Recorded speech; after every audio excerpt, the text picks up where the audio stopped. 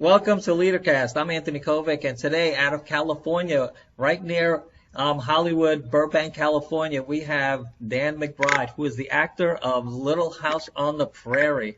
Thank you for being on LeaderCast here today, Dan. It's my pleasure. My pleasure, Anthony. We're part of the Coach the World. We're on the Coach the World platform, and how long have you been part of the Coach the World platform, and what benefits do you get as an actor that you're enjoying as being part of this really worldwide global coaching platform? Oh, well, it's been less than a year that I've been on Coach the World platform. I'm trying to think exactly when. It might have been about the time the pandemic began. So we're looking at maybe 5, 6 months, maybe. I'm just guessing, something like that. Not terribly long. And the best thing is that the creator of Coach the World contacted me and began to explain to me what Coach the World was all about. And eventually, as I began to understand the concept, I said, wonderful, wonderful. Matter of fact, I thought that Coach the World had a wonderful, marvelous concept where they allow the fans to talk and communicate and see and just have a conversation with whatever celebrity or actor that they would like to talk with. And this is great. It is wonderful. It's a great opportunity, a great deal for the fans and through Coach the World. It's a great site, wonderful place. Now, do you get a real chance to really communicate with the fans in a safe platform? How long is your coaching sessions? I think in talking with the creator of the site, I believe we created.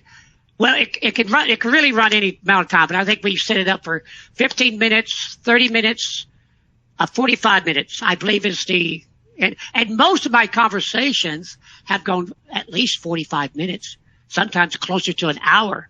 So, it's usually I get to be talking quite a bit, and time runs out, but I look up and it's been 45 minutes already or 50 minutes. So, time to me is not that crucial.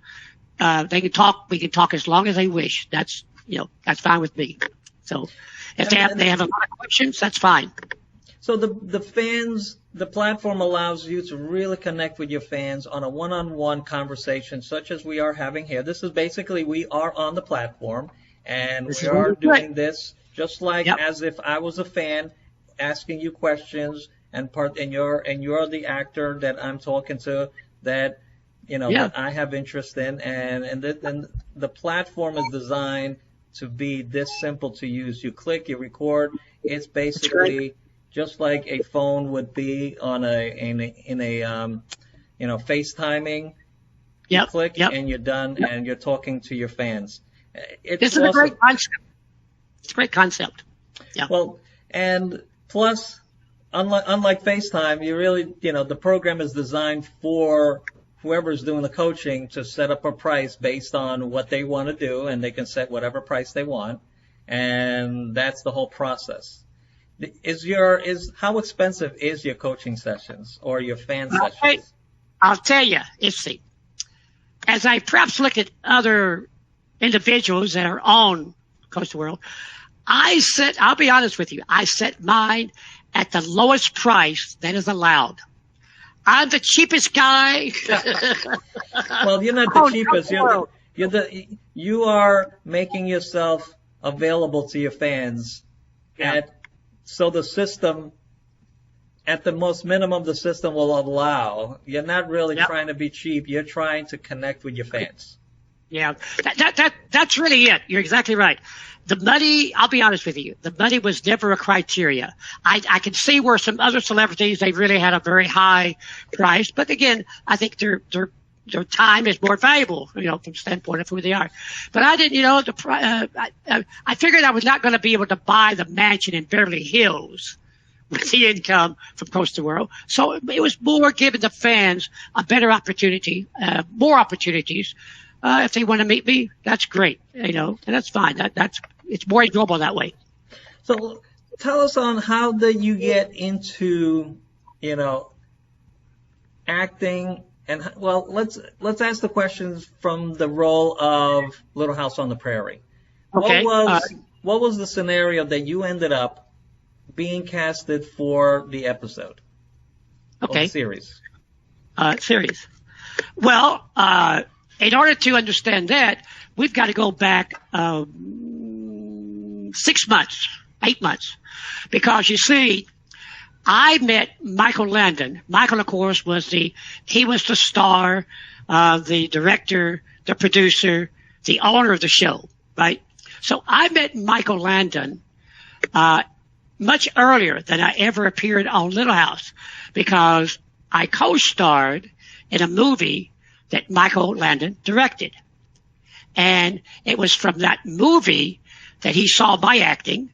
And luckily and fortunately, I got very good reviews for my performance on that movie, with the trade papers, the Hollywood, the Reporter, and the Hollywood Variety. And so apparently Michael liked my acting as well. So one day after we finished post-production on the movie, dubbing and all the stuff we had to do, and one day I get a call I remember the last day we shot the movie, we were down in Tucson, Arizona. And we were sitting around the pool I think a Sunday afternoon, and I walked over to Michael. He was over there with his wife, and I walked over to him, and we just finished shooting the movie, and I said, Michael, I'm not going to be flying back to Hollywood with you, with everybody. I'm going to stay down here for a couple of days and just kind of relax.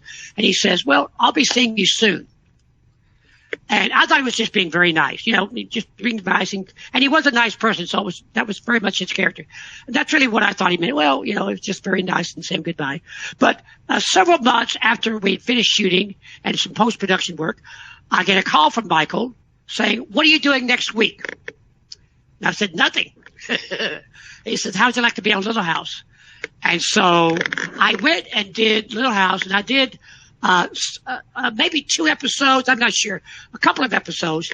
And then Michael created a character for me, a recurring role character for me on Little House.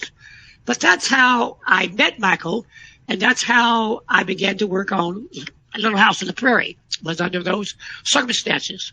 And so I did not know at the time how well known or popular that my character was among the fans, because we didn't have internet at that time. Not until just maybe 4 or 5 years ago did I discover the fans knew my character. I never knew that. I had no idea. Well, that is awesome. Now, at that time, you've been acting for how long have you been acting before you got to meet Michael Landon and you were part of a movie, that he directed?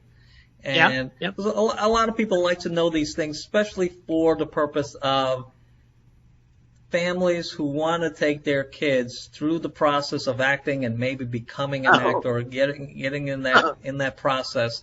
Just take us through a little synopsis of your experience in the early days before, where you got your first role, so to speak. Well, I'll back up a little bit from there. In the past, when I would talk to maybe an acting class or beginning actors or people who might be interested, I tell them, you got to go to school. Doctors have to go to school. Lawyers have to go to school. Actors have to go to school. It's as simple as that. Very few actors, quote actors, are natural and they walk in and they become actors. But anyway, so in my case, I had never done anything with acting, in high school, college, nothing at all. My background in college and my degrees are in totally different areas. Nothing related to acting at all. But for whatever reason, I decided to go into acting. And I studied acting at Warner Brothers, the movie studios, for about 2.5 years. And then I studied privately with one of the teachers that if I hadn't developed any talent or skill as an actor, one of the teachers really takes the credit or the blame for that. And matter of fact, and the same teacher one day, after studying with her maybe for 2 years or 2.5 years, she walked up to me one day. I'm getting to your question, but maybe long-winded. She walked up to me one day and said, Dan, do you have an agent? I said, no. And she says, I never envisioned ever getting an agent because it's difficult to get an agent in Hollywood. And I never envisioned actually ever working as an actor. That was beyond my capacity. But anyway, she said, do you have an agent? And I said, no. And she turned and kind of walked away. And I thought, well, she was going to say, oh, if you had an agent, have your agent. There's a role in a movie or something. Have your agent in contact. But she didn't say anything. She just turned and walked away. And I thought, well, whatever it was, I blew it. About 2 or 3 months later, she walked back up to me one day and handed me a piece of paper, a little bitty piece of paper, just a little bitty piece. She says, call this number. I called the number, not knowing exactly who or what, and it was an agency in Hollywood, a theatrical agency in Hollywood. And I went and talked with them. I didn't know if about him. She gave me the name of who to talk to.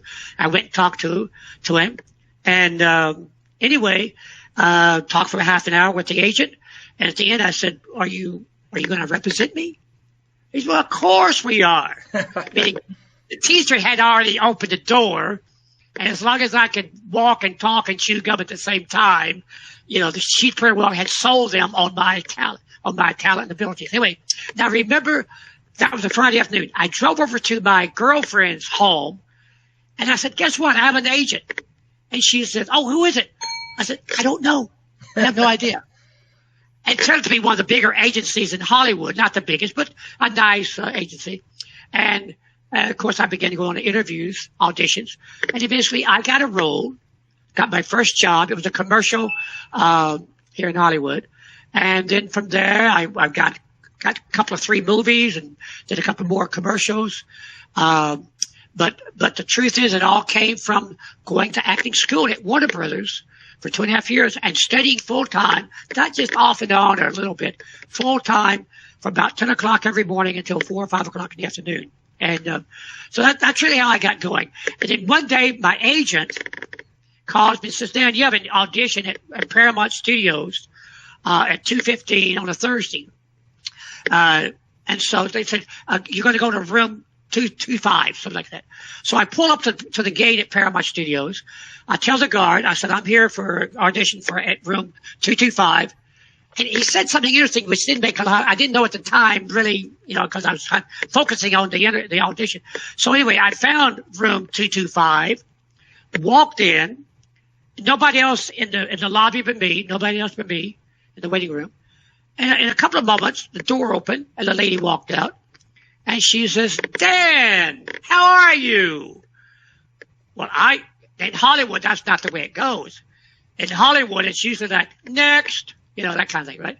Yes. But she knew my name. She was friendly. And she said, come on in. So go on in. We chat just for a few moments. And then she handed me the script. And we did what's called a cold reading. Meaning I had not had a script beforehand. So we began to read the script. And then she, and her name was Susan Suitman, the casting lady and I have no idea who or what it is or what I'm there for. I have no knowledge except to be at room 225. Anyway, so we read it. She said, read it this way. Read it this way. And I think, I'm really not getting the character. Obviously, I'm just totally wrong with the character. What I realized later was she was trying to see if I could take direction. Anyway, so we did, I say 3 times. He says, fine, Dad. Could you wait outside for 5 or 10 minutes? So I go back out in the lobby. Have no idea. I mean, all I know is I'm in room 225. Have no idea who she is. Anyway, in a few minutes, maybe 5 or 10 minutes, 10 minutes probably, she came back out and said, no, Dan, can you come back in? And I come back in and sitting on the couch, there was a couch there in that inner room, was Michael Landon. And to this very day, I remember exactly, I didn't say it, but I remember exactly what I thought. I thought, what in the devil is he doing here? Because I have no idea what the part is, I don't even know what show or movie or whatever, commercial, I don't know.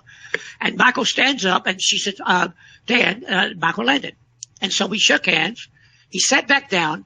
And so the casting lady, Susan Sigmund, and I began to read the script again, began to do the audition again. And I remember very clearly, as I continued to do reading the script back and forth, Michael gets off the couch, gets on his knees, and crawls or kind of walks up to me, gets on his knees, and he's staring up at me. He's staring up at me, really looking at my face as I'm doing the audition with the casting lady, right? But he's really just looking. I mean, you couldn't miss it. There's no way but luckily I didn't lose my concentration, right? And so when we finished the scene, I hear Michael turn to Susan and say, "Wonderful." And Susan says, "Thank you very much, Dan." And I leave. Now, I still have no idea what I'm there for. I don't know why Michael Landon is there. I have no idea why he's there. Driving home, I kept thinking, well, Michael said wonderful, but that's all that was said, and I left. The next day, I committed the number one cardinal sin in acting. The number one cardinal sin in acting. What is that? What is the number one cardinal sin?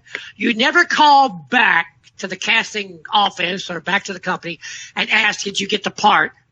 No. They don't tell you. I mean, usually they'll say, don't call us, we'll call you. That kind of thing, right? Exactly.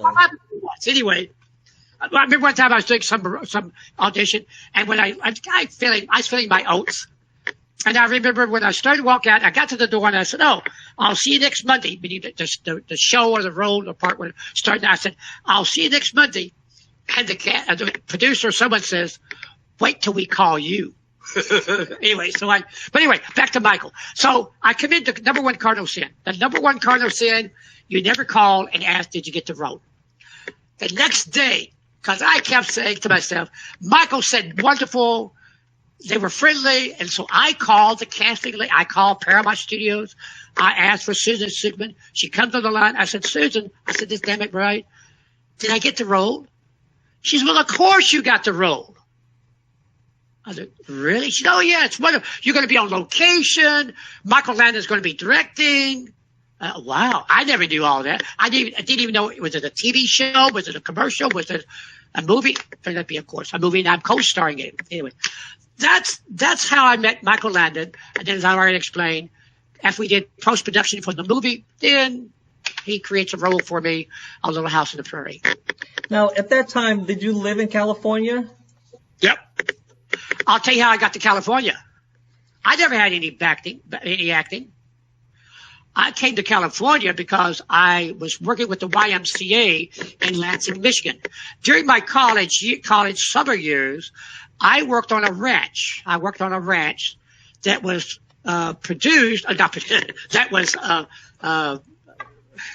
supervised by the Detroit YMCA. But I worked on a ranch, horses and everything, right? Anyway, so I've been with the YMCA, and then when I got out of college, when I graduated, I got a job in Lansing, Michigan with the YMCA. Burbank, California, near Hollywood. Burbank was building a brand new YMCA. They offered for me to come out and audition for the job as the physical education director of the YMCA. I came out, I interviewed, I got the job, and so I was now working for the Burbank, California YMCA. I didn't really enjoy the job. After about not even 3 months, less than 3 months, I resigned.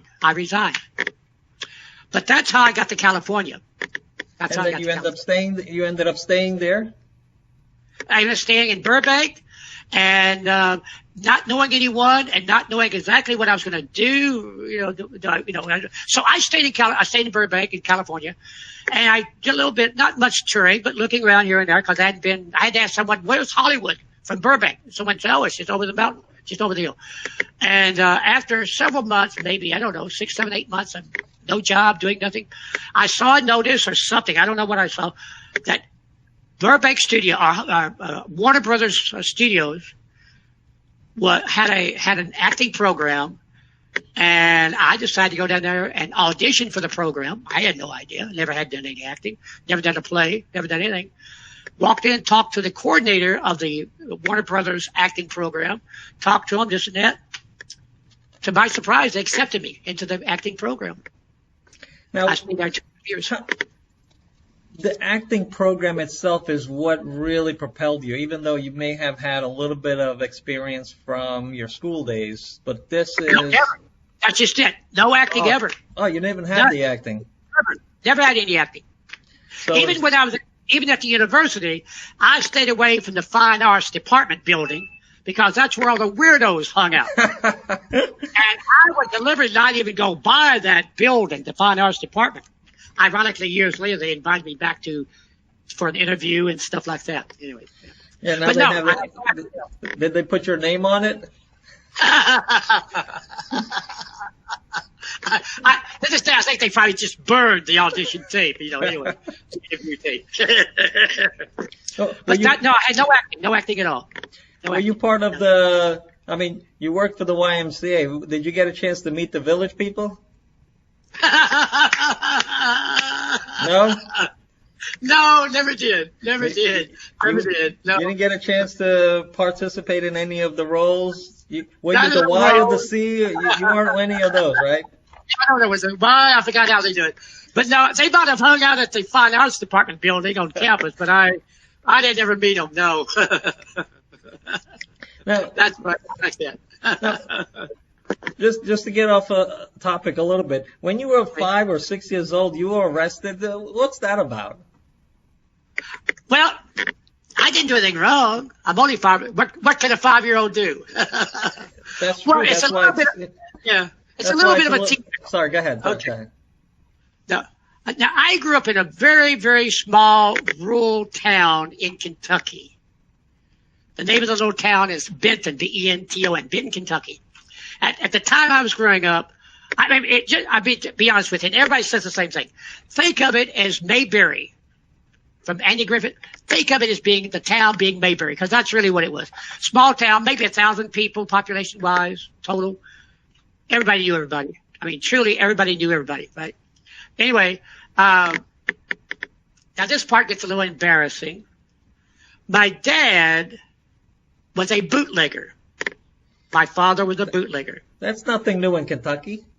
No, that's exactly right. It's everyday vocation. That's what everybody did. Anyway, but the county that I lived in, which was Marshall County there in Kentucky, was a dry county. A dry county. As for the fans who may not know that term, it goes back to Prohibition days when alcohol was not allowed. Well, my county continued to be prohibit alcohol. You couldn't have alcohol in the entire county. That didn't mean it didn't exist.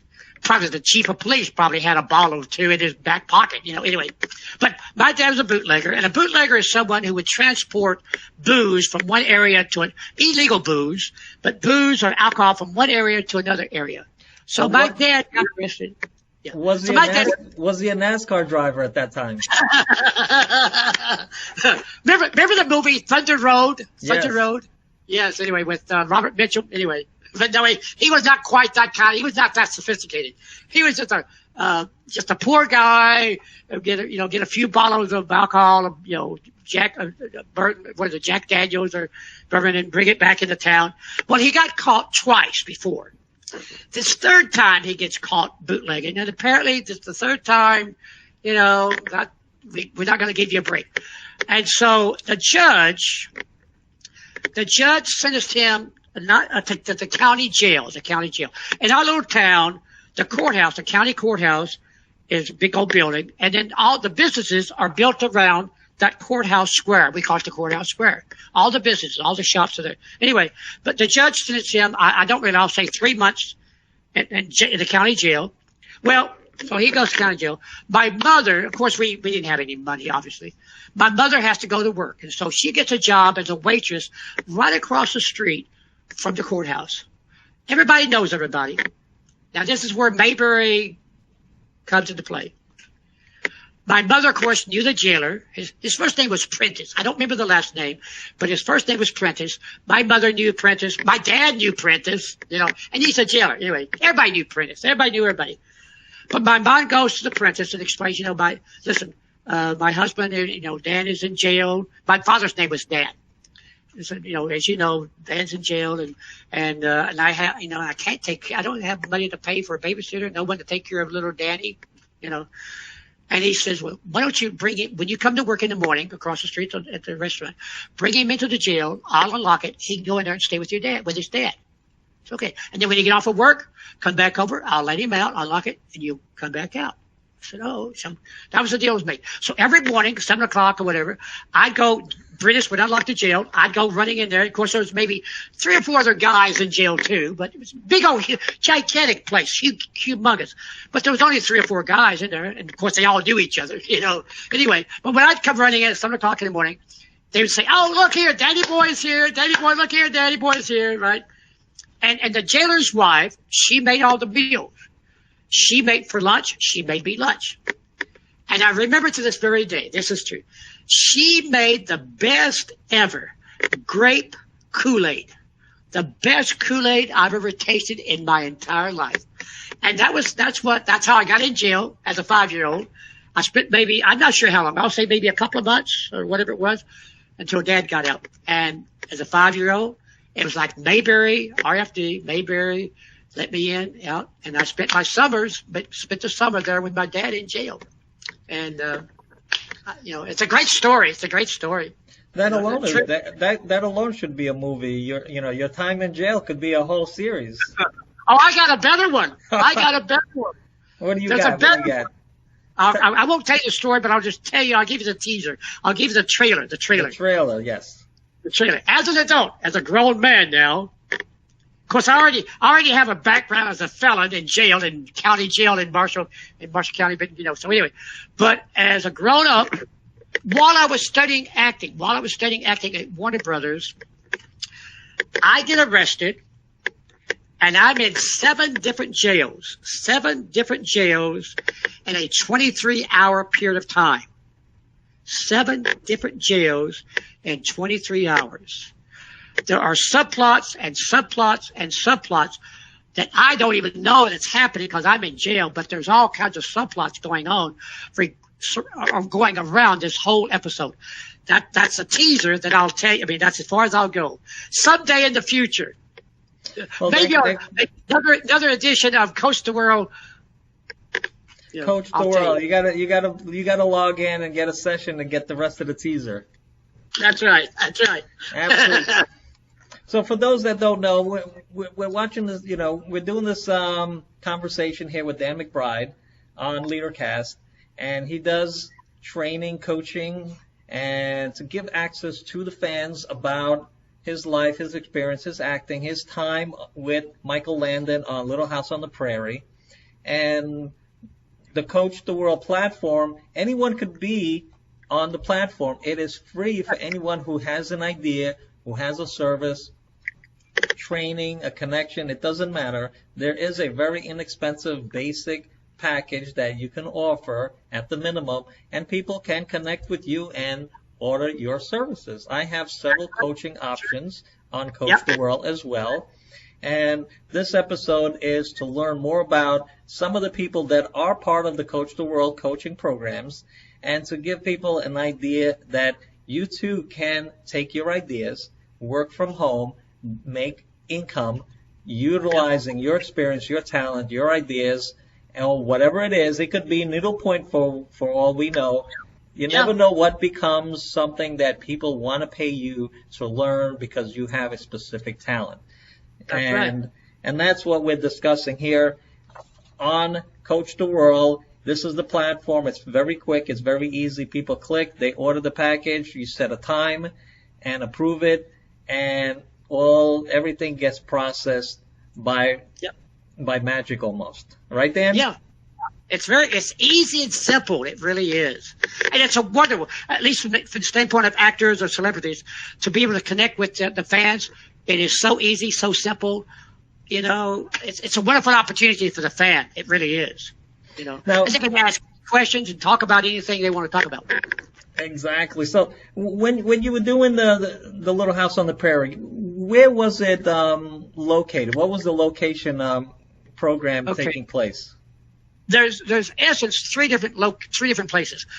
We began shooting. I say we. I mean, I joined the series in about it was either the 3rd or 4th year. We shot the first few years at Paramount Studios. And that's where, of course, I did my first episode or 2 or whatever. Then And then we moved down to MGM Studios because MGM at that time, soundstage number 15, had the largest soundstage in the world.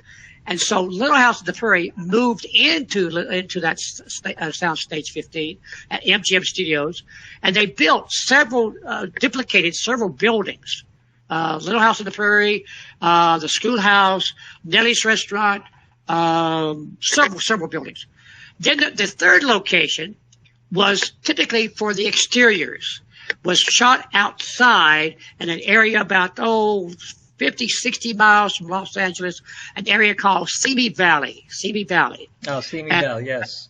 At the Big Sky Ranch, and they built the town. Walnut Grove was built there at Big Sky Ranch. And the little house is down the hill, so to speak. The little house is away from the actual building and everything. And so there was those three locations. Now, occasionally, every now and then, Landon, of course, again, he was the director, the owner, and all that stuff. They would go on location to other parts of the Northern California. One of his favorites was going out to Arizona. I understand it was not so much his favorite as it was his wife's favorite location. And so they would go there because, his wife enjoyed being out in Arizona. But those are the three locations. MGM is where I worked the most. I loved MGM. Oh, big studio. And of course, the famous studio, I mean, all the musicals they did, back in the 30s and the 40s, whatever. So MGM Studios was wonderful. Now, as an actor, being part of, having access to the studio and stuff like that took place, did you have access any other privileges that were part of you being able to get into the studio? You mean, I'm not sure if I quite understand. You mean like at MGM or something? Yeah, like at MGM. So you have access to MGM Studios when you're doing Little House on the Prairie. But did you get a chance to roam the buildings or be part of any of the shows? Well, sometimes I'd wander around and just kind of curiosity. And the streets or the buildings were named after famous people. I mean, famous people from movie history in the 20s and the 30s and the 40s, And so you say, well, my gosh, oh, wow. I mean, Cecil DeMille building or, and I said, oh, my gosh. But I remember in doing a movie or two before I ever got into Little House, I remember having to go to a very famous place in Hollywood called Western Costume.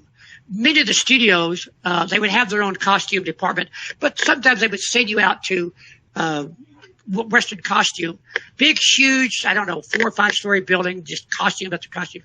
But I remember going there 2 or 3 times to be fitted for some costume. And I remember sometimes, not always, but I would maybe be fitted with a shirt, a pants, a shirt or something that on the tag was still there of some famous actor. I thought, oh my gosh. I mean, being from a small town in Kentucky, I'm truly like the kid in the candy store. I mean, I never envisioned being in Hollywood, never envisioned ever being an actor.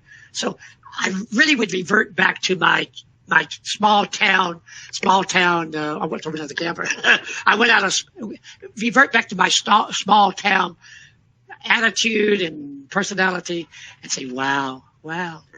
So, but sometimes I'd walk around on MGM, especially at lunch break when we had to go to the commissary, and maybe sometimes I'd walk into a building, but they were all business buildings. I mean, casting people and offices and stuff. So, I maybe once or twice I walked in to the doorway and just watch some other shoot go on, some other production going on. But often those are always closed off and the doors are shut and everything. So you're not always allowed to get into to watch other productions. But when I was staying at Warner Brothers, several of our buildings were on the back lot. Our school buildings were on the back lot, and often they would be shooting movies or TV series there on the back lot near where we're at. So at break time, maybe lunchtime or whatever, often I would get a chance to observe the Waltons being shot, other Police Story going back a few years, watching some other productions going on, and it was great. It was wonderful, and I never envisioned ever being in that position of being on the other side of the camera.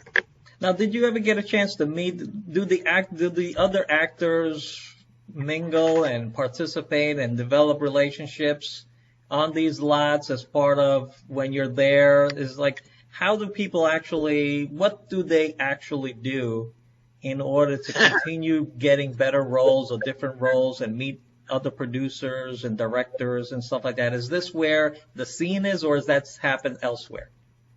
That happens elsewhere, but obviously on the set, especially among the regulars or maybe the reoccurring people, you get to know each other. And matter of fact, some very strong friendships were developed, and still to this very day, they're still the closest friend.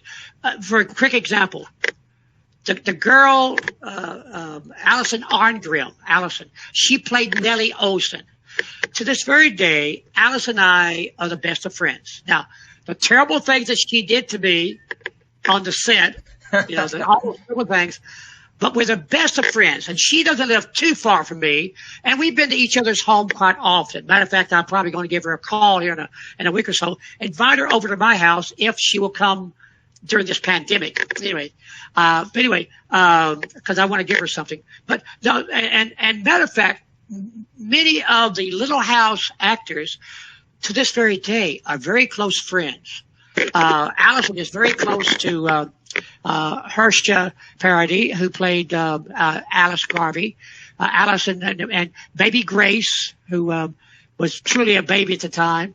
The girl who played I'm trying to think of the not baby Grace, but baby Carrie. They're all very good friends. We're in contact occasionally with Dean Butler, who played Almanzo. Occasionally I'll talk with Caroline Ingalls, Karen Grassley, and every now and then Melissa Gilbert and I will exchange an email or two. But to get back to maybe answer the crux of your question was to get other roles. Well, typically your background, maybe your casting agent will submit you for another role for another movie or TV show or whatever. And hopefully the casting agent either recognizes you or they look at your resume and have you to come in for the audition. And I know for me, this is true. I'm not really patting myself on the back too much, but the last 4 or 5 roles or acting roles I got, I did not have to audition. They knew my work, and I got the role without having to audition. So by being on Little House, they knew the casting people of other movies or shows, TV shows, knew of me, or my agent was able to tell the producer of some other show or movie, Dan is doing, he's wonderful, and they accepted the agent's word and just casted me without audition. And that, for me, that happened, as I say, the last 4, 5, or 6 rows, that's how it happened. I didn't have to audition at all. So it's nice. It's nice recognition, very nice recognition, and an honor to be in that category. Now, when it comes to like the show itself, is there any particular shows that stand out as either your favorite or something that really took place that made the show really stand out in your mind and in the way you believe the show to be? That's the one that made the show. Well, I tell you what, one thing, Michael Landon, he wrote many of the scripts. He seemed to have a very good idea of what middle America or families would accept. So he kept the shows within that kind of constraint. I mean, he didn't venture too far out and from that. But my favorite episode, my favorite character, and the favorite person to work with, besides Allison, of course, besides Nellie, I really enjoyed. And I worked with Karen, I worked with Michael, and anyway. But my favorite character on the show was Harriet Olsen. She was my favorite. And when I'd be on the set, I wasn't working, just watching, and I'd watch Harriet on the set doing whatever scene, whatever, and I'd just be amazed. But she was my favorite character besides Nellie. Now, and besides Michael, and besides Karen, but I really, because Harriet's character was so broad and so out of there. My favorite segment, my favorite episode had nothing to do with me. I don't think I was in that episode. Is when when Harriet Olsen's husband, Nels Olsen, got kidnapped. got kidnapped by, I think it was 2 kidnappers, got kidnapped, but Harriet refused to pay the ransom. Her husband's been kidnapped. Harriet won't pay the ransom to free her husband. To me, that's my favorite episode of all time. And one of the reasons why it is my favorite episode is one of the 2 kidnappers was an actor, and he was a director of one of my early movies. Oh, there you go. There you go. And he was one of the kidnappers, but I'm trying to think of his last name. Roy, I'll think of it in a minute. But anyway, Roy was one of the 2 kidnappers, and he directed me in one of my early movies. So that's why that particular episode is my favorite. Michael, I'll tell you what, Michael was a wonderful director. I don't think I had a better director than Michael Landon. I really don't. You didn't waste any time on the set of Little House. You didn't waste any time at all. I mean, I've been on the set, movies or whatever. You wait around all day long until 4 or 5 o'clock, and then finally you work. But with Michael, most of the production people had been together, many of them, since Bonanza days. Oh. Yes. So they knew each other. They were very efficient. They had all this experience from Bonanza days. And I'll tell you, it was very seldom that I worked all day long. Usually, if I had a 7 o'clock call time to be on the set, by noontime, I'd typically be finished. Or if I had a 1 o'clock call time, by 5 o'clock, I'd be finished. And that was true with most of the actors. You didn't have to stand around all day long doing nothing, waiting for your scene. It was very, very efficient. It really was, I remember, very quick, and I'll give you a quick one.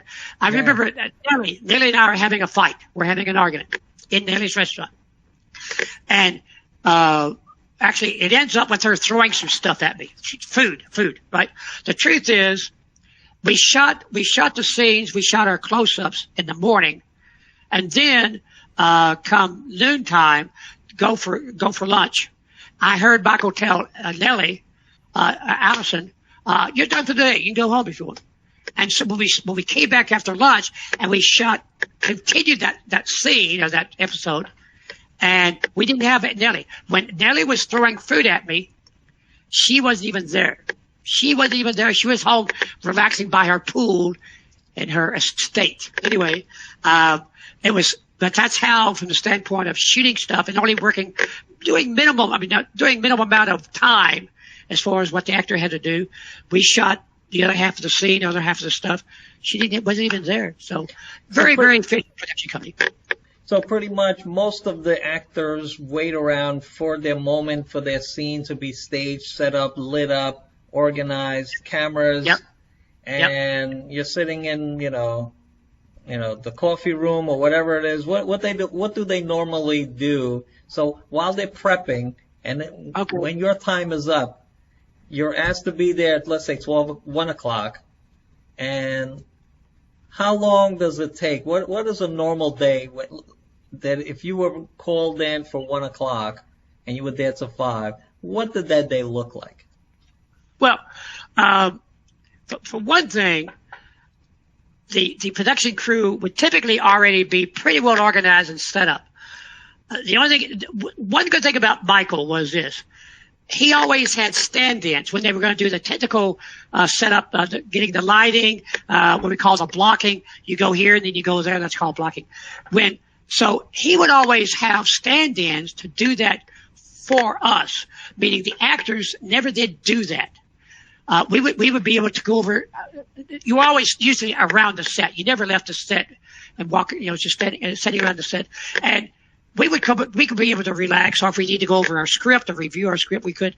But Michael always had stand-ins for us. It helped preserve a little bit of the energy, and you didn't get tired out. So the stand-ins, he would be directing them and make sure the lighting and everything is correct as such.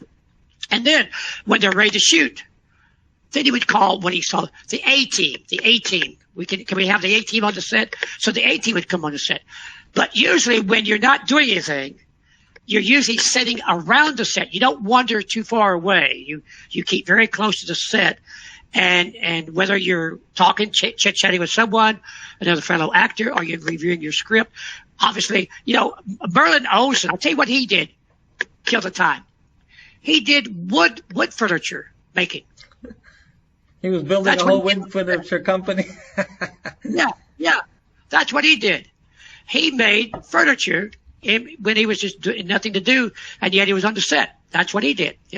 I can't think of anyone. I mean, I think some of the ladies might be knitting or something, but Merlin Olsen, he made wood furniture, and that's how he killed time.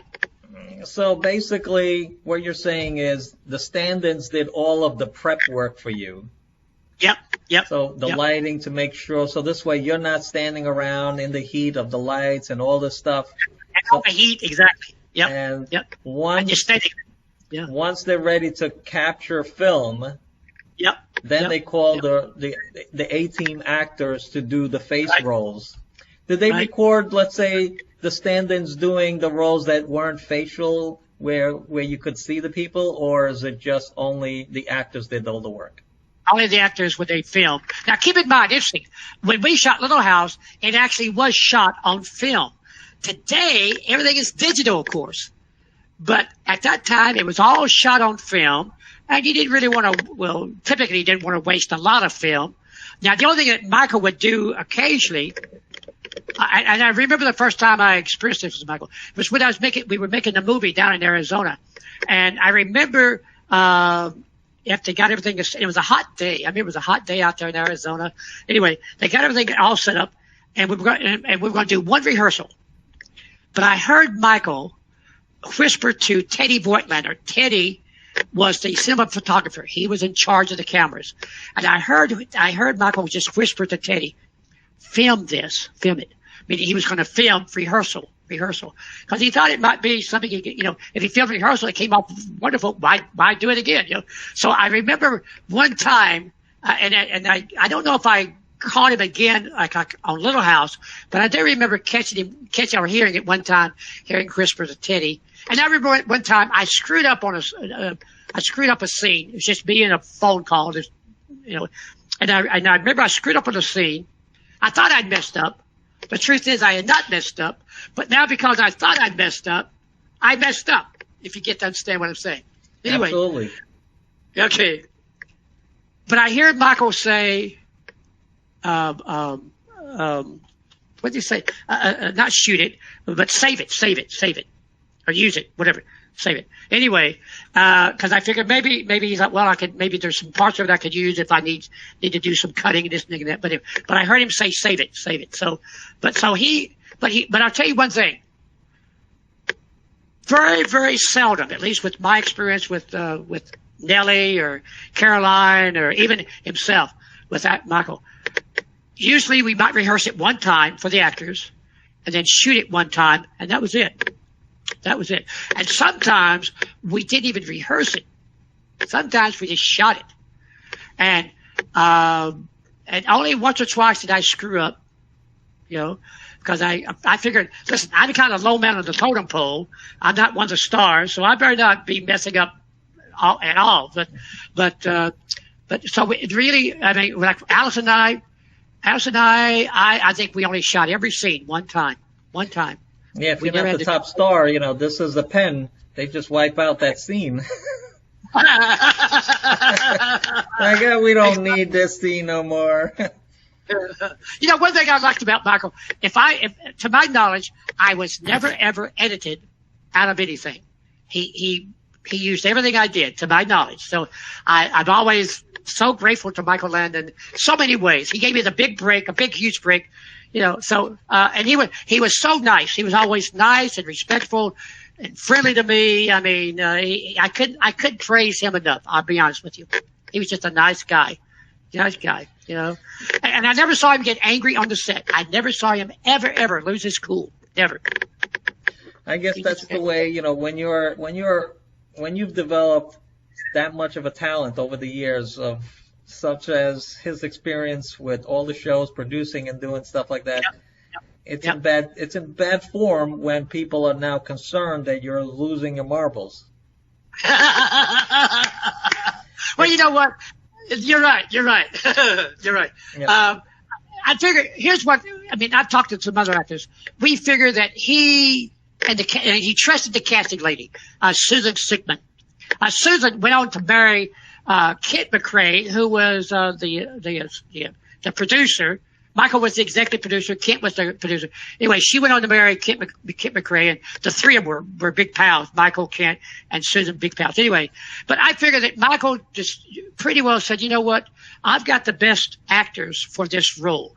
I don't have to worry about, I mean, they're going to do a good job, and they're going to do the job that he expected us to do. And so, as a result, and I talked to the other actors on the show, and we have all said the same thing. He apparently felt that he had the best actors for the role, and therefore one take is all you needed, because you got it right, and that's a nice compliment from Landon. I mean, it really is, Seldom ever did he ever do any directing. Seldom ever did he ever do any directing. Just saw what you had. If he liked it, that was great.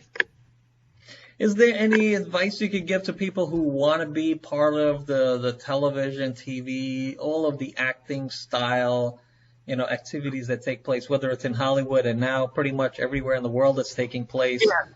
Yeah. Do you have any advice? As I said earlier, get training, get some background, get some skill, develop the tools. Is there any particular type of training that exists out there that is real training rather than local people training what they don't really know that take place in Hollywood? Well, I don't claim because I didn't go to the actor studio in New York, so I can't claim to be part of that philosophy. But I was taught the same philosophy, the method. I was taught the method, and it was an approach, or I understood it. I mean, it worked fine for me. It really worked fine for me. I know a couple of my friends who studied with me. They didn't understand it. They really didn't get it. They just didn't. And unfortunately, they never worked. They never got a job ever. But I understood it. It was wonderful for me. I mean, I'd never done anything like this in my life as far as acting or doing anything, at the work studio. So this was fabulous. I mean, this was something out of I never dreamed of, and I loved it. But the thing is, get training. And I do think it's a matter of the individual finding the technique, the teacher, the technique, whatever, that fits them. Because I did study with 3 or 4 other teachers for a short while, I just didn't enjoy their approach to teaching acting. The teacher that I learned the most with, the method, it worked for me, and luckily I got to work in Hollywood. By the thousands every day, people come into Hollywood. They want to be a star. They're going to be an actor. They never work. They never do anything. Luckily, I was somewhat successful. And it's because, again, I studied. I took it seriously. Very quick, I'm going to tell you a story. I met a guy. I didn't know if I met him, but I was introduced to him at maybe a party or something. And I said, and he said, he's an actor. He's going to be an actor. I said, where are you staying? He said, well, I'm not staying. He says, I'm working over at this restaurant, because that's how you get discovered. He was working as a busboy. He says, because I was watching Johnny Carson one night, and some actor came on, apparently some famous thing. He said that he was working as a busboy and got discovered. So this guy says, that's how you become an actor. You go and work as a busboy, you'll be discovered. I mean, dumb guy, of course, stupid. But so many people come into Hollywood thinking that's the way. So, they'll be discovered without any training, anything at all. So now, when it comes to the actual agencies, having an agent, what is the real value of an agency or having an agent represent you? How does that work? Well, it's very difficult to get an agent, especially if you've never acted. And there's 2 components to this. One, you need an agent in Hollywood because the agent is going to be your representative, and the agents are informed as to what roles, movies, and TV shows and commercials are available. So they can submit your picture, usually your picture and resume. And whereas you as an actor, you don't know what all is happening in Hollywood. You can go knocking on doors, but the doors won't open for you. If you get a good agent, that agent can open the door for you, get you submitted, so forth, as far as a picture and resume, and hopefully the casting people, the director, producer, will want to see you and have you brought in for an audition. That's really the purpose of an agent. Now, There's also the other side of the coin. It's a catch-22. Before you can work as an actor, you got to be in the union, the Screen Actors Union. You cannot work unless you're in the Screen Actors Union. Okay? You cannot work unless you're in the Screen Actors Union. But you can't work because you're not in the union. You can't join the union because you've never worked. So it's just, I mean, it's closed door, closed door, closed door. So how do you ever become an actor? Well, in my case, I'll give you my case. My agent submitted me for a commercial. I'm trying to remember. I'm trying to remember. It's been so long ago. But I think my agent submitted me for a commercial. Right. I got the role, but then had to inform them I'm not a member of SAG, so they can't hire me. Right. But there's something called, it used to be, I don't know if it's still the way it is, used to be something called the Taft-Hartley Act, which meant a person could work one time. I think actually you could work 30 days, but in the case of an actor on a commercial, you could work one time, and that qualifies. That's it. But the Taft-Hartley says you can work for, I think it's like 30 days, and then you can no longer work. But if you work one time under the Taft-Hartley Act as an actor, you've acted, you can join the union through the Taft-Hartley Act. That's how I got in. Now, the production company had to write a letter to the SAG, to the union, saying there's no other actor in all of Hollywood that can fulfill this role better than Dan McBride. So they sent the letter to SAG. SAG accepted it. They said, okay, you can join the union. I joined the union, and I acted in the commercial. So that's how I got in. But not all production companies are willing to kind of take that extra step, write a letter to SAG saying only this person, this actor can play the role, no one else. Most would say, no, it's not worth the trouble. We don't want to have to write all letters. We'll just bring in another actor. They can do it, who's already a member. So it's difficult. It is difficult. It is difficult. It is difficult. It was difficult. It was difficult. So that's how. But agents, you need an agent. You need a good agent to get you going. You really do. Is there anything that you want to, tell us that I missed in asking you that you really want to go through and tell us about? Some of the best times I ever had was with acting. Some of the best experiences were with acting. And doing plays. I mean, we didn't get into the plays I did or anything like that, but I did plays, many plays before I got into the camera, into the film, in this part of it. But no, I think it's that the actor really have to gain those tools and those skills so that when you get the opportunity, you can present something to the production company. Michael would always Michael Landon would allow us, he would see what we brought to the scene. And in most cases, he liked it. As I said, I only once or twice did he ever give me any kind of directions. But again, if you have the right actor for the right part, they'll bring in the right stuff. So, no, acting is difficult. It's something you must really want and really give it the effort, or else you're not going to make it. Really do you do any public appearances? Do you do anything else other than acting?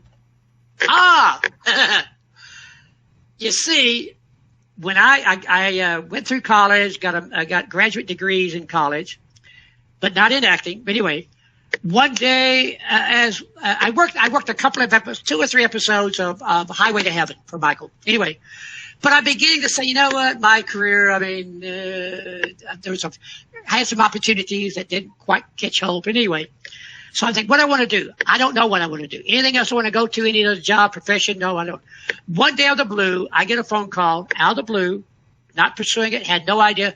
I get a call offering me the opportunity to be a college professor. Now that's interesting. Go ahead. Initially, I said, well, I'm not, I'm on a date. I mean, I have never been in, I don't know anything about it, because I've been I've just been acting. But they called me again, and I accepted, and I've been a college professor ever since. Oh, there you go. Not teaching acting, teaching health sciences, anatomy, physiology, pathology. I love it. I love it just as much as I did acting. At what university? The next session, I'll tell you about how I got back into acting. What university are you a professor at?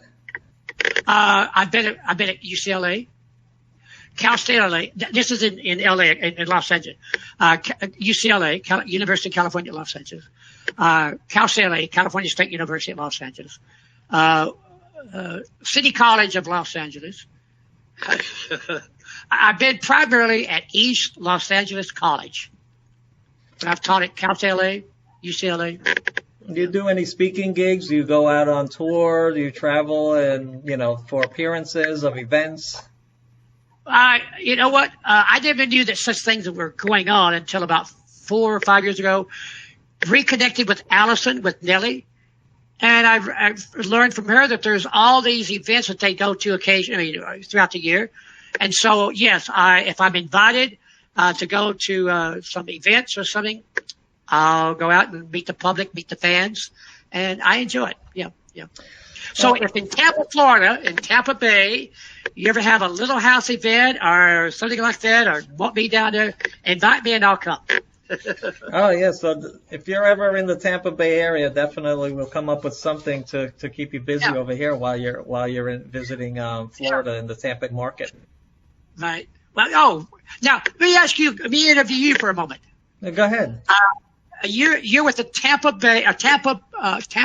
Post. Florida, Tampa Post, right? Tampa Post. It's a news blog. It's a virtual news blog only. Oh, it is. Oh, that's what I was trying to find out. Okay. Wow, that's wonderful. And how long have you been doing this? For about 2 years now. We've done about almost 200 episodes. Really? And how often do you present the blog? How often? Every day or?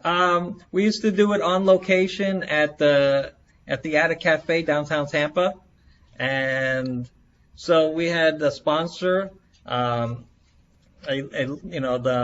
law firm. We stopped the episodes last June, not this June of 2020, but June of 2019, okay. And we did a full year and a half. And we were running several shows we were doing. I was doing LeaderCast, which I interview CEOs, business people, and all kinds of stuff. We have Vetting America, which is a veteran show. We have veterans who interviews veterans to help other veterans learn how to access benefits and other services related to veterans. We had another local show. I forget the name of it right now for some reason. It's not what I'm thinking. It's something else. But it's a Tampa Bay show. He's gone on to be on cable right now. So after about 6 months, he ended up getting a deal with a local cable company, and the show is continuing in that capacity. Wow. So I cleared that. Now I have moved on to real estate. So now I'm a realtor with Berkshire Hathaway Florida Properties Group. And really? So I've decided to reactivate the Tampa Post and develop the shows again. And that's what I'm doing, is putting together, doing these shows, and it creates what you call content that relates to the show, where I can then put in other material. In the last year, and I forgot to even check it, but I logged on to clean up the site because I changed the design. Right. And I looked at the subscribers, and I looked at the subscriber, how many people subscribe to the show to get updates on whenever we upload a new show, and I found out that we had 7,500 subscribers that are waiting for the next episodes. So they're trying to hear from you again, huh? Yeah, they're waiting for us to produce that, because every episode would get 500, 1,000, 2,000, 3,000 views, and the cafe Tampa is a business community. It's not a tourist town. Right. So all the hotels fill up during the week with business people that come into Tampa, stay at hotels, but they're gone Thursday afternoon. Huh. And the cafe, which is the Attic Cafe at 500 East Kennedy, there it's on the 4th floor. It's always empty on a Friday. So I talking to the owner about, hey, why don't we do, and I had the office on that same floor. Like, can I do some episodes here and test out some stuff? He's like, yeah, go ahead, use the space. There's nobody here anyway. So after about 3-4 months constantly talking about we're here, we were doing the episodes live too. Oh, you were? And, okay. Yeah, so we're here, downtown Tampa, 500 East Kennedy, on the 4th floor at the Attic Cafe. And it has balconies overlooking the downtown area. So after a while, people started showing up. I was going to ask you. Yeah. People started showing up. Now I produce the stuff. I have the equipment. So I have sound systems playing towards the cafe. And you will be able, and you can, you can't see the people. I was going to set it up where you can see the people. But, people would be photobombing left and right. And, it probably would be a distraction. So there was a beautiful painting of the downtown Tampa mural. And we did that with that backdrop, even though the noise of the cafe would start to fill up. Right. But it didn't have any relevancy to the production because I had the proper microphone with the boom mics, the Countryman mics that go over. So it didn't matter how much noise took place. It did not affect the visual or the audio quality of the production. And we had a lot of fun doing it. I also, I produced the seminars. So a lot of real estate seminars, people who do real estate and do trainings, they would ask me and I would go to the hotel with them. I would set up the sound system, the cameras, the microphones, the laptop mics, all that stuff. And we would record their conference. Oh. And the stuff when they go at a conference, when people go to a conference and the presenter says, and for $2,000, with the discount today of $900, you too can have my product. So I've done that all over the state of Florida, all over the Caribbean on cruise ships. I would record and produce these things on location wherever and package them into DVDs, CDs, and stuff like that. So there was a very interesting market. So doing so many real estate conferences, I decided, why don't I get my license? Because I'm already involved with people in this space. And I might as well benefit from it because, when you're around people doing it, there's always crumbs that fall, and you might as well get them. Yeah. But if let me quickly ask you, when you were doing your webcast, whatever, would that often be face-to-face with the person actually in the studio with you? Yeah, we would be on location face-to-face. Okay, wow.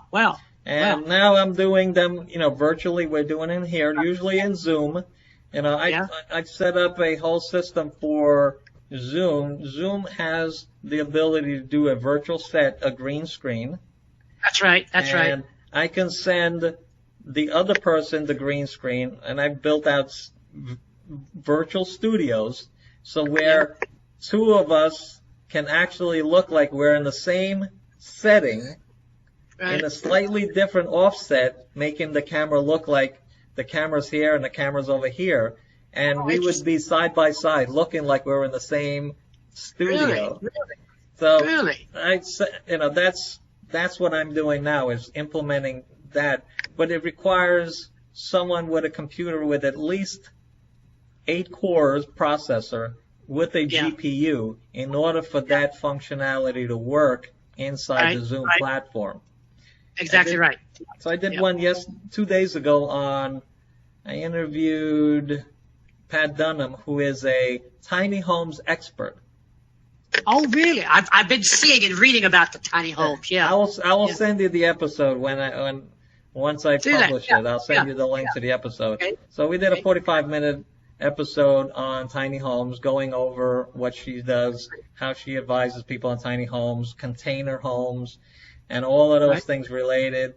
How places like St. Pete has implemented a tiny home formula for existing homes that have a property big enough to put a small home in the backyard.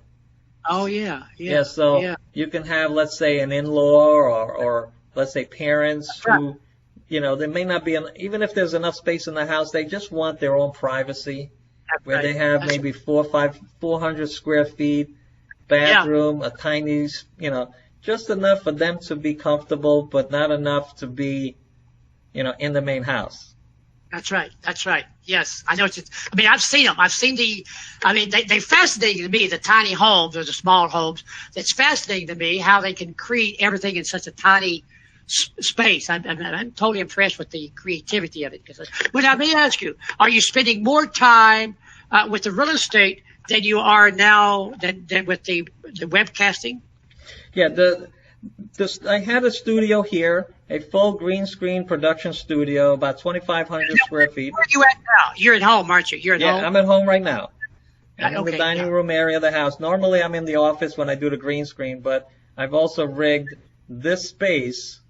This has a painting. I could put a TV behind here. I've rigged it so this way I could do a whiteboard and, 6 people can be in this space where we can go over activities. But as of this month, the 1st, I had the studio, which we've done a whole bunch of stuff where, we would create stuff in modules for people who do product, like creating a product. So we'd do the person in green screen, then we would produce the background, then we would produce the PowerPoint or the presentation parts. So the whole product would be in modules that we can then put together. So if a company was to want to buy that person's product and they say, but we don't like your background, it looks, it's not our stuff. You can say, hey, it's not a problem. What would you like your logo in there? What would you like there? Because we can change that. And we don't like this frame of the PowerPoint in your presentation. That's not a problem either. We could just take that out as well and put something else that fits whatever it is. And one of the first ones that we've done a little while ago has now become the first module as part of the production for training in India, like an Indian company out of India, meaning India, the nation. Right. And they've called on him. They saw his stuff. They called on him. And now he's one of the first people selling a product on how to learn faster in India. Wow. Really? And we're using those modules, right? They haven't really complained about the background we use or anything like that. But if it became where they want to change it, we don't have to shoot the whole thing again. We could just redo the background or any of the presentation pieces and reinstall them, and rather than spending the amount of hours to redo the whole thing again. Well, let me ask you: Have you ever thought about, or maybe you've already into it, like the info commercials and things like that you see on TV? I produce not in semi-info commercials. They're basically not. I produce several of them, but the market in this area isn't really that big. I do local TV commercials. Good. I forgot about that. Yes. Local TV commercials. I have a couple of actresses that participated in some, that we put in. Good. And one of the major things that I've done is, I run political campaigns, and I probably shouldn't be saying this, but I run political campaigns, and I help people run for office, and I've done 25 of them. Wow. I have 3 in office right now, and one of my biggest things is I've done a special election. I understand. Yeah. Not on election day, but a special full-blown, like a normal election day election, but off election day. Right, I know. And yep. That was to help rebuild our whole school district's infrastructure. Really? In a 10-year period, it should raise roughly about $130 million, and to rebuild only dedicated 100% and I've written all of the details of what they can't bond, that they can't use the money for anything else other than infrastructure, and they had to provide us with every facility what needed, and only that stuff can be used for, the money can be used for. Well, let me ask you, what is your success rate as far as your candidate winning? What do you think? Somewhere around 30%, because the biggest problem I have is that I take on anybody that wants to run for office, including a presidential candidate I did in 2008. He got on 13 states. He made it to all the national stuff, and that got me into the Library of Congress archives, by the way. Really? Yeah. Wow.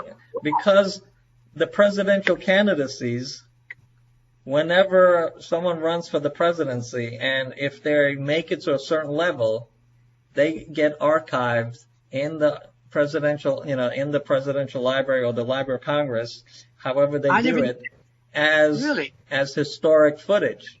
So my two interviews that I did in studio, and this was live TV on cable.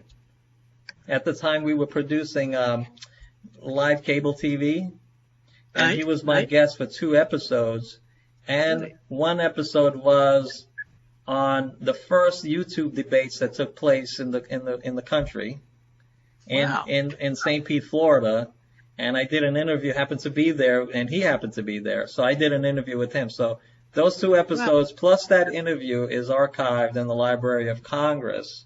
Wow, and that's cheap. It doesn't mean anything because I haven't gotten a check for any of that yet. You're there. Maybe with that particular candidate, have you ever come across him again since the election? Oh yeah, I speak to him. I speak to him on occasion. I helped him. I've convinced him to run for for Senate, for U.S. Really? For U.S. Senate. He got 23% of the primary vote at that time. That's a pretty good percentage. Yeah, I have a client. He's an assemblyman in New York. He was a state assemblyman. Now he's in the city, whatever they call him, in the city of New York. And I had one congressman in the state of Florida, not Congress, but state representative in Florida. He's already term limited out, and he's moved on to, into whatever he's doing now. I actually have to call him back. And several school board members, and so, participating in the constitutional realm of helping people provide, how should we say, new data into the marketplace is very important, because what we get is just the same old platitudes, the same talking points. So I'm constantly trying to get people to want to run for office, not for the purpose of winning, because it's a very serious job and it's a lot of work. People think you just run and you win. No, you've got to do at least, and I coach in this space as well, you've got to do at least 1 season before you even think of running. Participate at every level of that election cycle, so you understand what you're doing the next election cycle. Makes sense. That makes sense. And just like a director, Michael Landon is the director. He tells you guys what to do. He writes the script. He does all that stuff. The same applies for those who are, basically running for office. You can't be your own director. You need someone who is watching, seeing, producing, doing all the things you can't do. Your job is to know what you're about, so when you're in front of people talking about your business, which is why you're running for that particular office, and be fresh. Just like the stand-ins are there to help you not be exhausted when you're on set, ready to film, you can't be doing all what I do in helping coach you in the stuff of politics, and then try to get in front of, a crowd of 100 people and be on the money. You got to have somebody doing all the other things so you can be on stage because every minute piece of what you're saying, how you dress, what you look like, and how you present your case, it's the same thing. You know, you get to do another take. But when you're up there, those people are watching and saying, he doesn't understand, he doesn't know what he's talking about. So now, how long have you been doing this, the politics part of it? Oh, that I've been doing for at least 20 years. Oh, wow, really? Oh, yeah. My.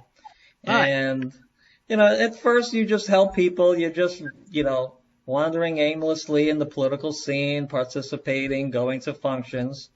And then you start providing, you know, once you watch and see enough and follow politics enough, you can provide guidance that help people understand what they should be doing, how they should be presenting themselves, and, you know, how to, you know, what to talk about. Because most people have basically one item that is their pet peeve, right? Yeah. I don't like this. I want to fix this. And that's that single issue person, right? Yeah. But you can't run on a single issue. You got to have a little bit broader knowledge and understanding of the purpose, because it's like saying this: if your issue is not something that job can actually fix, what does that say about you? You follow what I'm saying? So if you're running for an office and you want to fix this issue, that's not the office that fixes it. They have nothing to do with it. So how smart can you be if the people that are watching and looking at your candidacy, and you're saying, I want to fix this. This is what I'm about. This is what I want to do. But that's not the office that has that jurisdiction to fix it. That's right. I think often a mayor thinks when they run for mayor and they win, they think, oh, I can now do anything I want to do. There's limitations. They don't have control over everything. You know, same thing with the president as well. Almost the people that we know as the politicians have almost next to zero control of everything. You know, it's all already written into the business, the agencies, how they operate. All these things already written in. You're just making superficial new decisions. And they're all based on already what can be done. And that's why you have, you know, whether it's a county commission, that's why the lawyer's always there. They're, you know, whatever people want. The reason why they can't give you an answer there is because it has to go through the agencies to see whether or not it's even possible. Is it even in their jurisdiction to allow that to happen? All these things have to be taken into account. But the frustration of the public is, if you tell the politician this, you work for me, you know, why can't it be done? We've set up so many layers of this stuff that these things cannot be done like that. They have to go through the process, and we call it the bureaucracy. So, it is the bureaucracy, but that's what the bureaucracy is against us, but also works for us, because people just can't show up. People just can't show up and make drastic changes that ruin people's lives. That's right. So that's what I do. Now, you find in your different productions, you find the area of the being involved in the politics more interesting than some of the other things that you've been involved with the production and organizing? Do you find the politics? Politics is, both of them are a passion, and I love doing both of them. You know, technology, anything with a computer, like I could take this apart and turn it into, like, you know, a car almost. Oh, really? Yeah. Really? But, you know, engineering is what I really enjoy doing from the early days. And anything. Now, what is your background? I mean, education-wise or training, what's your background? You know, basically I studied to be an engineer. And really? And in New York, I'm from New York, so that's where I studied and went to school and did all that stuff and studied to be an engineer. And then, you know, then we had something called blizzards. You know what I'm saying? You know what a blizzard is? Oh, well, are we talking about the weather or? Yeah, the blizzard, the weather. You know, weather? Okay. Yeah, blizzards show up every so often. Yeah. And in 1996, we had blizzard after blizzard after blizzard, and it just piled up and piled up, and it was freezing, and I was like, okay, that's it, I'm done. So you left. And that's when I left. I had the place down here. It was a summer place for me. Oh, did you? I decided, that's it. Florida it is. Wow. And so how long have you been in Florida? Since 96? 98, 2 years later. So that was in 96, I'm like, that's it, I'm done. So I planned. So I planned the move. Took me a couple of years to make sure funding, financing, what I'm going to do, all that stuff. Do you know anyone in Florida? Do you know anyone? Or relatives or friends? I did have relatives here. I had a couple of relatives here. And, you know. In Tampa? It's a little bit north of Tampa. We're one of the suburbs in Tampa. Okay. And it's really, there's nothing like Florida. I mean, Burbank, California, the weather is probably like Florida. Do you have any winter there? Do you have winter there? We have winter. I mean, it doesn't get cold like New York or anything like that. Yeah. If it gets down to 42, 43, we're freezing, we're cold. Exactly. Like on the overnights in the winter, we will get in this area, we'll get into the mid-30s. At night only. Yeah. But during the day, the swing could be 30, 40 degree difference from day to night in the winter. So at night it could be 30 to 32 degrees, and the next day you could hit 75. Wow. Again, it could be back into the 30s, and you'll be at 72. And 3 days later, you're in the 80s again. Well, we'll get swings like that. Maybe not quite as cold, but we'll get sometimes swings and highs and lows like that. And it's a whole different. Just like California, Florida is very similar into the infrastructure, weather-wise, and the diversity of people. Where California gets people from 49 states that move into California. Florida is the same way. Florida, all 49 states come and relocate to Florida. Right. So we get a lot of that. Yeah, Tampa's on the Gulf Coast side, right? Tampa Correct. is Tampa, about halfway up. Right about almost a little bit south of halfway. Okay. All right. Okay. We're more. It's definitely a little bit south of halfway of the state. Okay. More towards the sunny side of that. And then you have three major cities, which is Tampa, St. Pete, Clearwater. So we have two international airports in the Tampa Bay area. That's called the Tampa Bay area. It's been considered, it's the Tampa Bay metro area, even though there's three separate counties. And, really? So it's three separate counties as well as three major cities. But it's a unique area with lots of water everywhere, lakes everywhere, and it's just exploding everywhere. And you've enjoyed living there in Tampa. There's nothing like living in Tampa. Really? It's a completely a different, it's a different kind of people and personality because it's so many people from so many states. Really? And when it comes to like finding people that are from Florida, you won't find them in Tampa.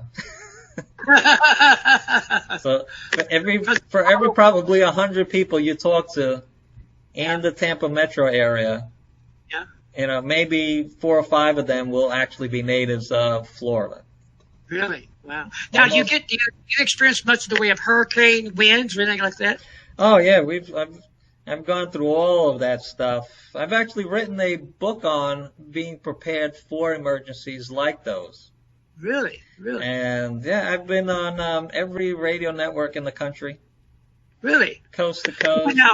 Now the hurricanes that you experience, are they going to come from the Atlantic side or are they going to come from the Gulf side? They mostly come from the Atlantic side, but they can originate from the Gulf, but they can't flow into the Gulf mostly. But they come from the Atlantic side pretty much predominantly. Right. Though they do, if they come from the Gulf side, they usually hit Mexico. Okay.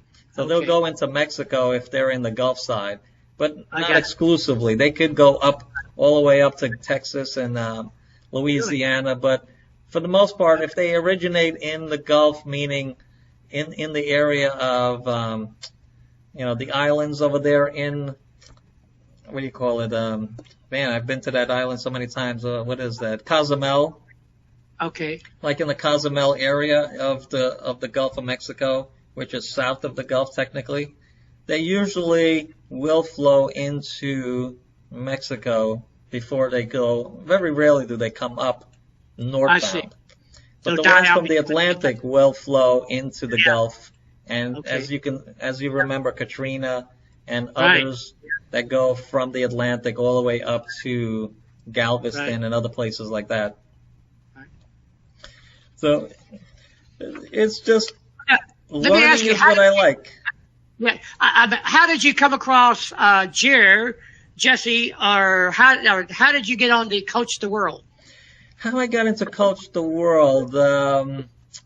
Did she contact you, or did you? I believe one of my producers or someone that I've either interviewed, or one of the producers, or one of the events that I've met her.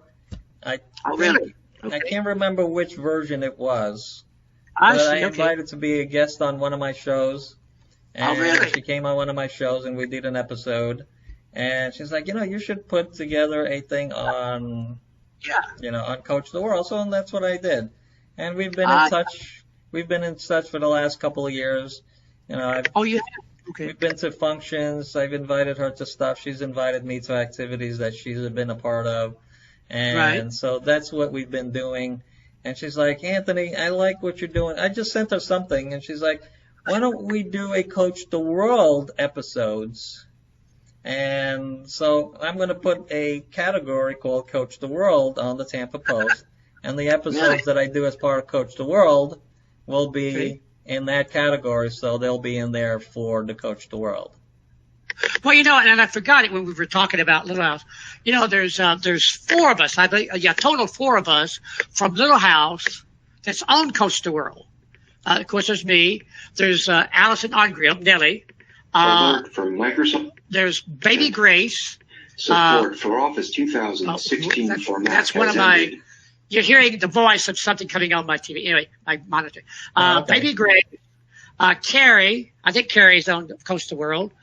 Let's see. I think there's four of us. Me, Allison, Baby Grace, and Carrie. I think Carrie's on it. I think there's four of us. So, I'm sure I'm sure Jared might be willing to try to set up another interview, whatever, for with them as well. And you can have a whole section off there on that. Well, I'll make a subcategory. Little House on the Prairie category. Yeah. It's amazing. When you asked me, do we go out? I go out usually with one or two others on some event, and it's amazing how many fans there really are out there that still loves Little House. I have probably more fans from France. France is just a hotbed for Little House on the Prairie. So you might want to go to France sometime. Interview some of the fans.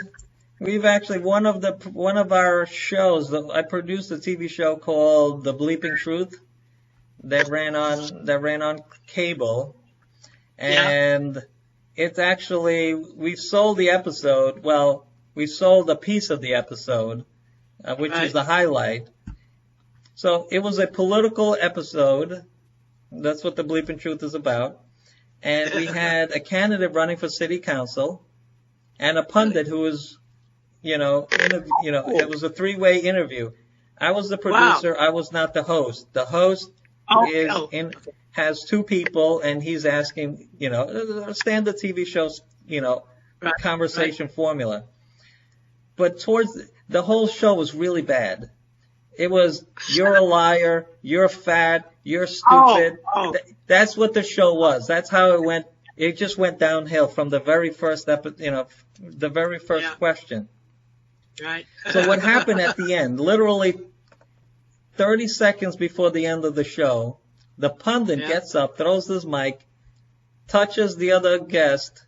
He tells him this is live. This is live broadcast TV. No editing, no time delay. So he curses at him. He tells him to, blank himself. And then he walks around around the cameras. We had 3 cameras.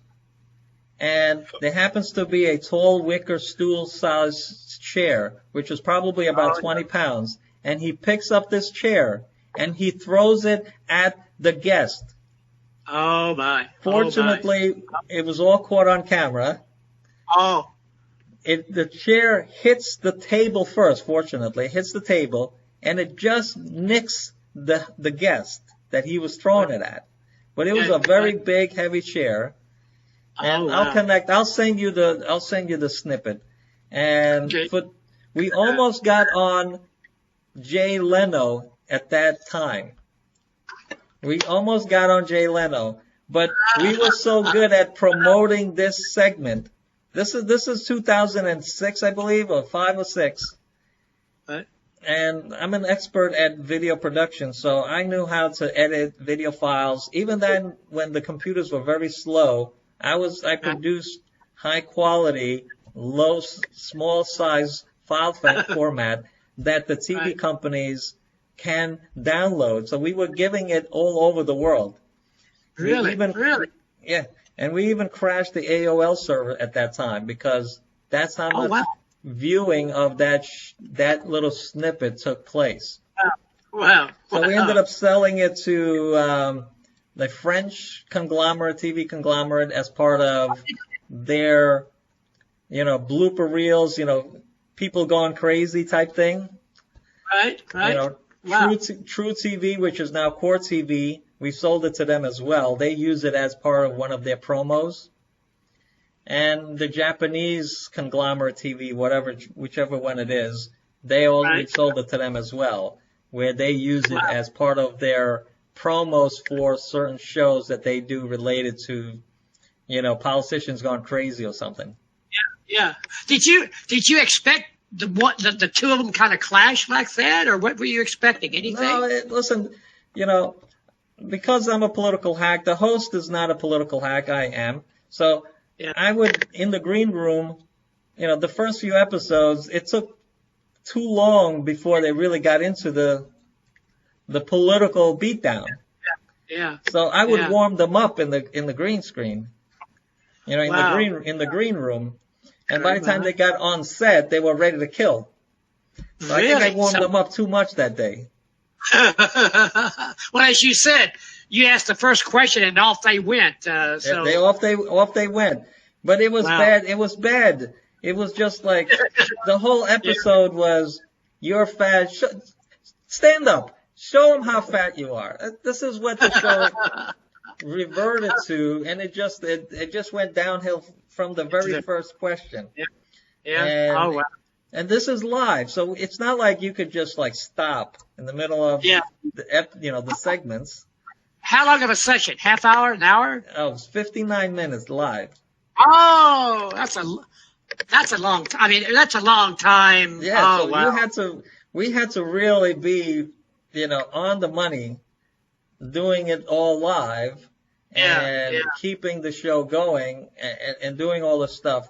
So I produced The Bleepin' Truth, then I also produced Real Talk, and then later I became the host of Real Talk. Then I hosted several other shows that I didn't produce, but I hosted them. Right. So I've been doing a lot of this stuff. It's mainly for fun.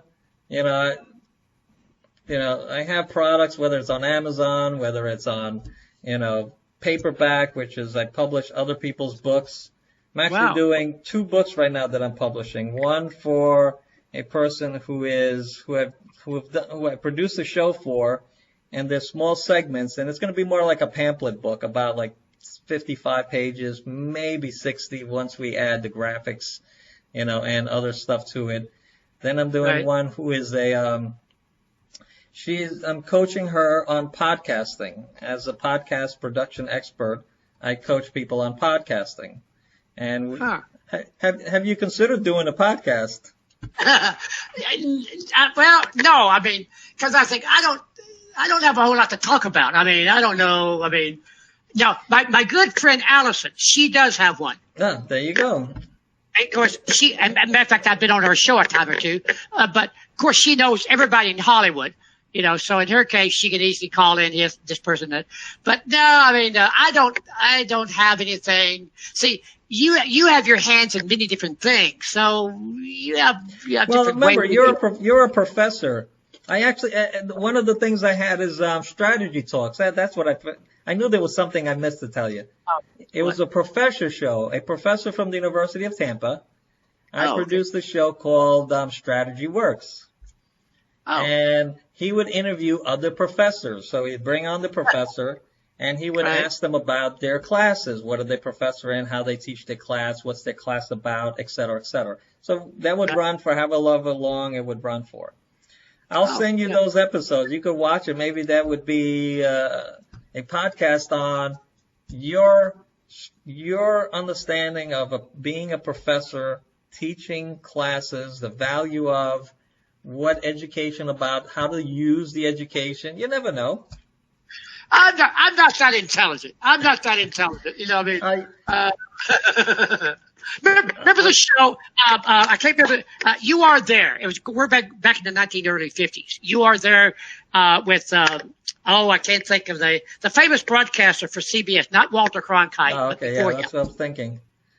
But anyway, but You Are There, and it was this. Of course, it's more like an interview show. I mean, but it was interviewing people in their own home. That I could do. I could do that. I mean, I love asking questions. I love asking questions, but I don't really have a whole lot to offer myself. You know what I mean? Listen, I could guarantee you, I could keep interviewing you for hours. I assure you, you do.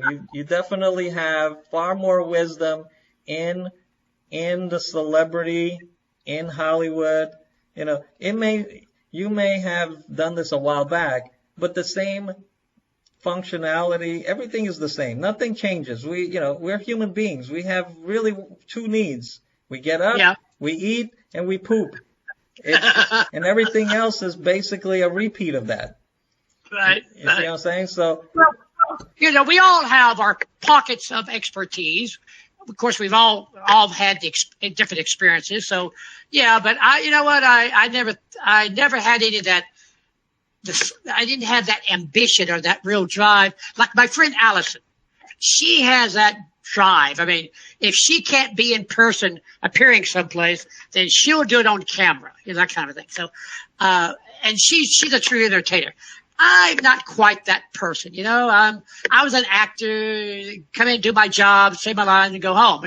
Anyway, but I thank you for the compliment. I thank you for the offer. And who knows? Maybe one day I'll wake up and say, I think I know what I can do, Exactly. You could take my course on Coach the World, by the way. There you go. You could take the podcasting class on Coach the World. It's an introductory. I give Jessie a lot of credit for creating her website, It is a phenomenal platform. It is simple. It's basic. It's direct. For the user, meaning us, we just click, once a person purchases one of the courses, it's just an automated process. And just as simple as this was, that's how the platform operates. We are actually on the platform right now. I know, it's amazing. I know. So again, Dan McBride, actor in Little House on the Prairie, amongst other movies and things that he's done, as well as being a professor at universities. What, 4 of them? You worked at 4 different universities? 4 or 5. And, doing a lot of stuff in the realm now, connecting with fans so they can spend time with them, to talk to him about stuff like that. So if you're on Coach the World and you want to connect with, Dan, just to get whatever, if you love the show or you just want a perspective from an actor that you probably did not hear in this episode, you can get access to him very easily, very simply. Do you turn anyone down? Do you say, no, I'm not going to, I got this person, no? And I even say, if you contact me on CoachTheWorld after we finish, I'll see you an autograph photograph. So yeah, there you go. Plus, now you get a bonus because of this. Ask for the autograph, and right. It is an awesome time to spend with you. You know, Dan McBride, using CoachTheWorld. Thank you again for taking the time. I'm Anthony Kovic with LeaderCast, and we'll see you on the next episode. And thank you, Anthony. Thank you.